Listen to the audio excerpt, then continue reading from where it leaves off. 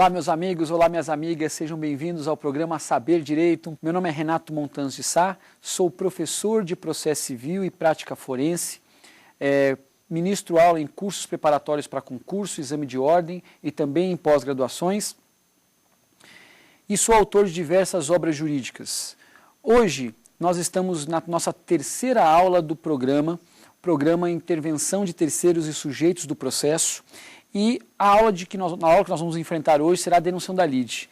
Disparado, denunciação da lide é a modalidade de intervenção de terceiro mais adotada no nosso ordenamento, é a intervenção de terceiros que nós mais aplicamos na prática e evidentemente que é aquela que mais gera controvérsia, até porque a sua grande aplicabilidade, ela reflete imensamente na jurisprudência, porque em matérias que você não tem grande incidência prática, evidentemente ela gera pouca discussão, ela tem pouca aplicabilidade e, portanto, as discussões elas vão se rareando. Não é o caso da denunciação, que nós vamos enfrentar uma série de problemas para a sua aplicabilidade e para a sua incidência no ordenamento. Eu quero dizer para vocês que vocês podem formular perguntas para o saberdireito@stf.jus.br e quero apresentar para vocês os alunos Marcos, Camila e Luiz, que vão formular perguntas ao final da aula para poder complementar aquilo que nós estamos estudando, bem como, evidentemente, trazer informações ou detalhes para que a gente possa tornar mais preciso aquilo que eu estou trabalhando com vocês. Evidentemente que não se propõe essa aula a ser exauriente, são diretrizes importantes, são estudos importantes, mas sempre é bom que se complemente todo estudo com a análise jurisprudencial, a análise doutrinária, para que se possa vislumbrar melhor e dar corporificação àquilo que nós estamos estudando. Eu queria pedir para vocês, ao mandar o e-mail, ao enviar o e-mail aqui para o programa, que você identificasse o tema e o aluno e o professor, evidentemente, para qual você quer enviar, para facilitar o direcionamento. Nós, no programa passado, falamos sobre nomeação, autoria e oposição. E nós vimos que nomeação, autoria é a correção do polo passivo da demanda em circunstâncias especiais. E nós fizemos um começo de aula falando sobre parte e legitimidade e enfrentamos a questão da seguinte ótica. Todo aquele que está dentro do processo é parte e, evidentemente, quem está fora, portanto, é terceiro. Claro que com todas as diretrizes que nós estabelecemos a partir de então. E nós vimos que, na verdade, ser parte legítima é uma coincidência das pessoas que estão no direito material com aquelas que estão no processo. Quando nós falamos de processo e estabelecemos, portanto, essa distinção de legitimidade, há de se entender que nem sempre aquele que é demandado é parte legítima. E sendo ele parte ilegítima, é evidente, é lógico, é intuitivo que o Código de Processo Civil deve criar mecanismos para que essa pessoa possa sair do processo e buscar dele uma providência. A questão é, como é que ele pode buscar essa providência? Em 99% dos casos em que um réu é demandado ilegitimamente, ele pode alegar isso, e apenas a título de sugestão, em preliminar de contestação, artigo 301, inciso 10, sem prejuízo dele poder alegar isso a qualquer tempo e grau de jurisdição, por se tratar de matéria de ordem pública, conforme artigo 267, parágrafo 3º e 301, parágrafo 4º, todos do CPC. Mas em dois casos no Brasil, você não pode alegar a ilegitimidade de parte. Você deve alegar a ilegitimidade de parte e dizer quem praticou o ato ilícito. Nesses casos, nós estamos falando de nomeação-autoria, que pela definição dada pelo programa passado, é a correção do polo passivo da demanda em circunstâncias especiais. Todos os casos que alguém for demandado e não deveria ser preliminar, mas em dois casos, no caso do mero detentor, artigo 62, e mero executor, cumpridor de ordens, artigo 63, você pode nomear a autoria. A nomeação-autoria, como nós vimos, ela é formalizada por petição simples. No prazo de defesa, se a nomeação-autoria for indeferida, o juiz devolverá o prazo de defesa. A nomeação-autoria ela é obrigatória, conforme artigo 69, e para que a nomeação-autoria ocorra no Brasil, é necessária a dupla concordância. Tanto o autor como o terceiro devem concordar com a nomeação e nós vimos a partir daí quais são as consequências da não concordância pelo autor e da não concordância com o terceiro.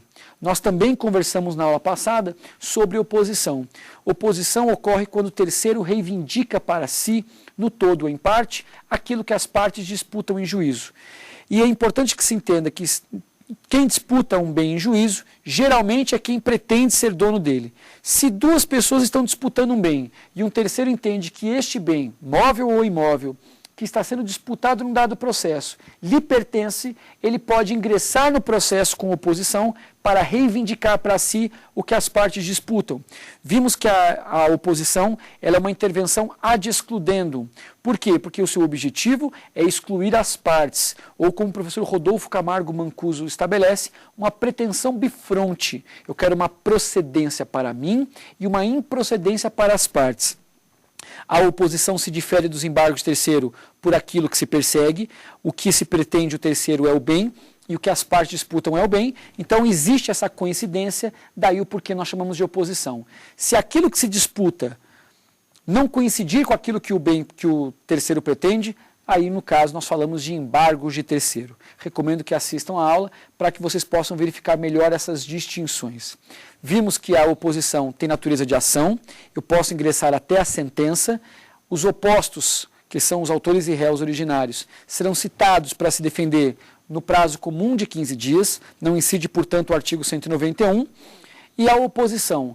Se o opoente ingressar até a audiência, nós estamos falando de uma oposição interventiva, o juiz reúne os feitos para proferir uma única sentença, sempre julgando a sorte do opoente em primeiro lugar, e se o opoente intervier ao processo após a audiência, mas antes da sentença, nós temos uma intervenção autônoma, que alguns autores nem entendem que seja oposição, então não haveria reunião dos feitos, e o juiz teria duas opções, ou ele vai determinar o sobrestamento do feito, por até 90 dias, até que a oposição chegue na mesma etapa procedimental, quando então haverá reunião dos feitos, ou então o opoente não reunirá o feito, o juiz não reunirá o feito e julgará a ação principal independentemente da oposição. Essa, ao meu ver, é uma saída ilógica, mas é a previsão que o sistema estabelece. O tema de hoje, denunciação da lide, é um tema que gera as mais fortes divergências no plano das intervenções de terceiro. Ao que tudo indica, pelas últimas reformas, me parece que a denunciação da lide vai permanecer no Código de Processo Civil e talvez ela tenha uma área maior e vai abarcar também o chamamento ao processo, que é a matéria que nós vamos trabalhar oportunamente na nossa próxima aula. O que vem a ser denunciação da lide? Para a gente entender bem denunciação, é importante que a gente faça um rápido comparativo. Denunciação da lide, ela pode ser analisada como se fosse uma seguradora. Deixa eu explicar para vocês melhor. Por que nós contratamos um seguro? Porque alguém se dispõe a contratar um seguro. Um seguro é contratado para ressarcir você de um evento futuro incerto. E a seguradora é o único contrato que você torce para não usá-lo e continua pagando. Então, por exemplo, se o Renato tem um plano de saúde, eu torço para que eu nunca precise usar o plano de saúde, conquanto eu vá pagar o plano de saúde mês a mês durante todos os dias da minha vida. Da mesma forma que eu vou ter um seguro de carro e eu vou torcer para nunca utilizar o seguro de carro, conquanto eu vou pagar esse seguro. Existiria em abstrato, e eu quero que vocês façam apenas um esforço de abstração aqui, um seguro processual. Ou seja, denunciar a lide é trazer alguém ao processo que é garantidor do seu direito, para que essa pessoa possa responder regressivamente, para que essa pessoa possa responder secundum eventum litis. Então percebam que denunciar a lide é você trazer ao processo um terceiro garantidor do seu direito. Alguém que estabeleceu com você uma relação de garantia para que essa pessoa possa responder regressivamente e secundum eventum litis, segundo o resultado da causa, segundo o resultado da lide. Como funciona isso na prática? Imaginem, por exemplo, que um autor, um réu, por exemplo, um réu qualquer, que ainda não foi demandado, eu vou chamar ele de réu para facilitar, porque se você não está no processo, você ainda não é réu. Mas imagine, por exemplo, que um réu, que ainda não foi demandado, resolve contratar com um terceiro e estabelece com esse terceiro um contrato de garantia. Contrato de garantia no sentido de, se eventualmente esse réu for no futuro demandado, este terceiro tem o dever de ressarcir esse réu, caso ele tenha que pagar. Foi o que aconteceu. 2, 3 anos depois, o autor ingressou com uma ação contra o réu, de cobrando um valor. O que esse réu fez? Pagou ao autor na demanda 1. Na medida em que o processo terminou, com o réu despendendo dinheiro ao autor, o réu pode, numa futura ação regressiva, cobrar do terceiro todo o valor que ele despendeu na primeira demanda. A pergunta que se faz é a seguinte: para que eu vou esperar o réu pagar ao autor na primeira demanda, para depois ele cobrar do terceiro, se eu já posso, por economia processual, e sempre a economia processual é o fato gerador das intervenções, denunciar a lide o terceiro, para que ele ingresse no processo e o juiz, em simultâneos processos, no mesmo processo e na mesma sentença, decida a relação de ambos. Um exemplo vai ser bem-vindo. Eu, Renato, tenho uma seguradora de carro. Pago o seguro de carro há 15 anos. E pago esse seguro de carro e digo, olha, eu vou lhe pagar um prêmio por mês, ou um prêmio por ano. Isso não é filantropia.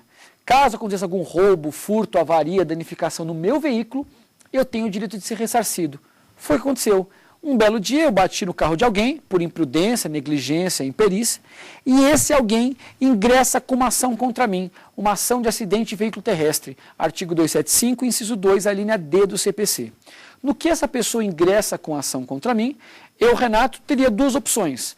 Ou eu poderia se me defender e, ao terminar o processo, cobrar futuramente a seguradora numa segunda demanda, ou eu posso, por economia processual, fazer o quê?